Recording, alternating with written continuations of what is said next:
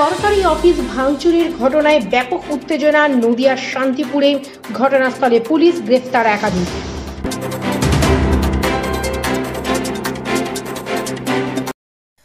This video is for information and knowledge purpose only.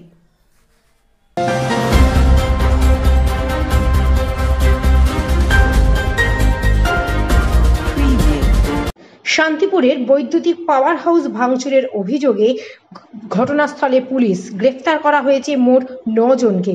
এই ভাঙচুরের ঘটনা নিয়ে ইতিমধ্যে শুরু হয়েছে রাজনৈতিক চর্চা। জানা যায় নদিয়ার শান্তিপুর থানার অন্তর্গত গোবিন্দপুর বাবলা পাওয়ার হাউসের ঘটনা। তৃণমূলের অভিযোগ, এই ঘটনার সঙ্গে যুক্ত বিজেপি কর্মীরা তারাই সরকারি সম্পত্তি ভাঙচুর করেছে।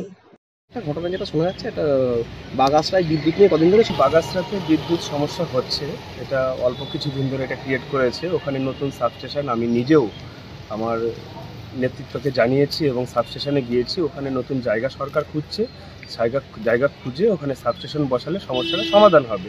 এখন বিদ্যুৎ বিভ্রান্ত হচ্ছে মাঝে মাঝে, এজন্য আমরা দুঃখিত। কিন্তু এই ব্যাপারটা নিয়ে অহেতুক বিজেপির কিছু লোকজন নানানভাবে অফিসারকে হেনস্থা করছে। কালকে রাত্রেবেলায়ও কিছু লোকজন নিয়ে গিয়ে ওই সাবস্টেশনে গিয়ে রাত্রে ভাঙচুর করেছে।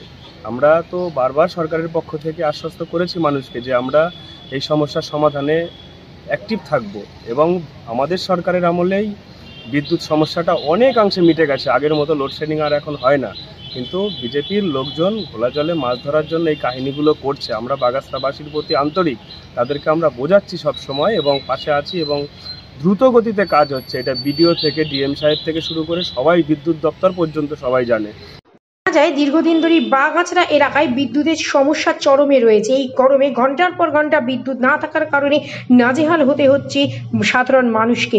অসুস্থ হয়ে পড়ছেন বাড়ির বয়স্ক মানুষ এবং বাচ্চারা। সে কারণে মঙ্গলবার এলাকাবাসী বিদ্যুৎ দপ্তরে বিক্ষোভ এবং ডেপুটেশন জমা দিতে গেছিল। সেখানে তাদের বিরুদ্ধে অফিস ভাঙচুর করার অভিযোগ ওঠে। এরপর তদন্ত নেমে পুলিশ গ্রেফতার করে মোট 9 জনকে। যদিও বিজেপি তৃণমূলের তোরা এই অভিযোগকে সম্পূর্ণ অস্বীকার করে বলেছে এর সাথে বিজেপির কোনো রাজনৈতিক সম্পর্ক নেই। সাধারণ মানুষ তাদের অভিযোগ জানাতে সরকারি দপ্তরে গিয়েছিল। যদি তৃণমূলের পক্ষে তোকে এটা বলে থাকে তাহলে এটা চরম মিথ্যা কথা। এই আন্দোলন তৃণমূল বিজেপি কিছু ছিল না। ওয়াইএসপুর জিপি আর বাগাছড়া জিপির যে একটা বিরাট অংশ, 50,000 লোকের বসবাস, আজকে 2 মাস ধরে সারা রাত কারেন্ট থাকছে না, তার বিরুদ্ধে প্রতিবাদ। এখানে তৃণমূল বিজেপি কিছু ছিল না। গতকাল দিনের বেলায় আমরা দিগনগর ইলেকট্রিক সাপ্লাইয়ে গিয়ে ডেপুটেশন দিয়ে এসেছি, মার্চ পিটিশন জমা দিয়ে এসেছি। তারপরেও গতকাল রাত 11:35 আবার লাইনটা আউট হয়ে যায়। তাই গয়েশপুর এবং বাগাছড়ার যারা শুভবুদ্ধি সম্পন্ন মানুষ, যারা প্রতিবাদ করতে জানে, সেই সমস্ত সুশিক্ষিত লোকজন কালকে আবার ইলেকট্রিক আমাদের পাওয়ার হাউসে এসেছিলেন। ওরা জানতে চেয়েছিলেন যে কি কারণে লাইটটা কাট আউট হয়ে গেল শুধু গয়েশপুর বাগাছড়া জিপির জন্য। এর থেকে কোনো ভাঙচুর ঘটনা ঘটেনি। এখানে তৃণমূল বিজেপির কোনো আন্দোলন নেই। আমরা সামগ্রিকভাবে সমস্ত যারা অসহায় মানুষ, আমি নিজেও অসহায়, আমার বাড়িতে বাচ্চা আছে, রাতের যে কি দুর্বিষহ যন্ত্রণা ইলেকট্রিক না থাকবে সেটা আমরা জানি।